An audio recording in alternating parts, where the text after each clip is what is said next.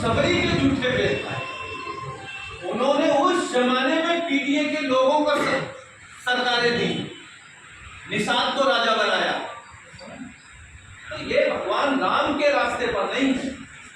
उनके नाम पर अपनी बेईमानी, अपना नफरत, अपना बंटवारा, वो केवल सामंती सोच, मनवादी व्यवस्था को लागू करना चाहते हैं।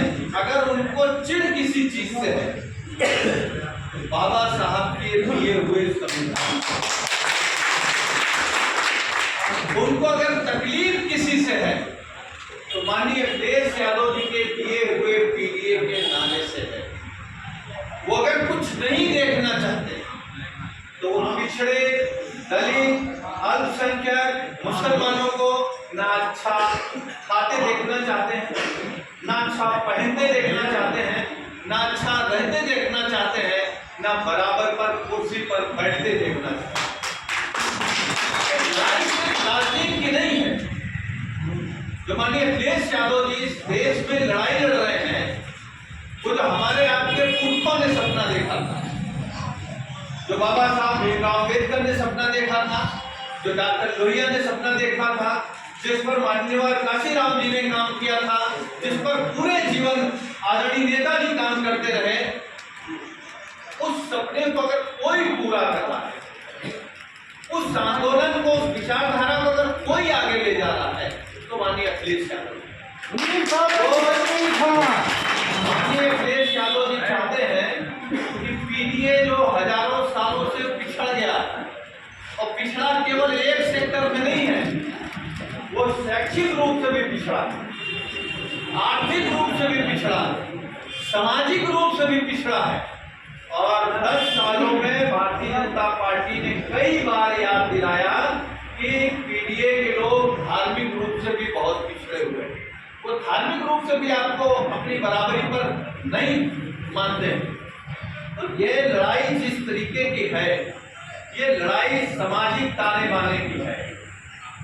एक तरफ धर्म के नाम पर भाजपा कहती है कि 20 और 80 की लड़ाई है, जो इस देश में कभी नहीं रही।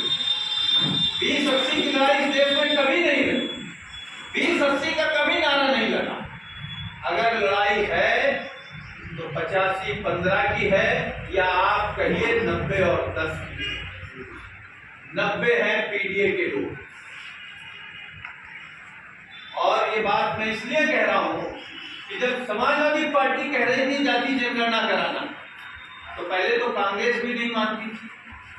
कि जब कांग्रेस इंडिया गठबंधन में आई तो कांग्रेस के नेता आदरणीय राहुल गांधी जी ने भी जोर शोर से जो बात माननीय अखिलेश यादव जी या तेजस्वी यादव जी या बाकी लोग कह रहे थे, या जो नेताजी लालू प्रसाद यादव जी या नीतीश कुमार जी, रामविलास पासवान जी, जो सोशलिस्टों का नारा है कि जब तक इस देश में जाति जनगणना नहीं होगी तब तक पिछड़े और दलित अल्पसंख्यकों के साथ न्याय नहीं हो सकता। अब उस बात को भारतीय जनता पार्टी ने मजबूरी में माना।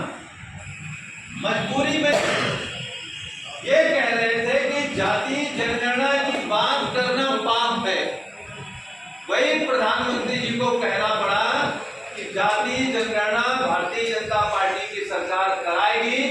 तब कहना पड़ा जब वो कह रहे थे कि हम 400 पार जा रहे हैं, और बनारस के लोगों ने उनको हराते हराते छोड़ा है। और वो कैसे जीते हैं? वैसे ही जीते हैं जैसे सदर के आपके विधायक जीते हैं।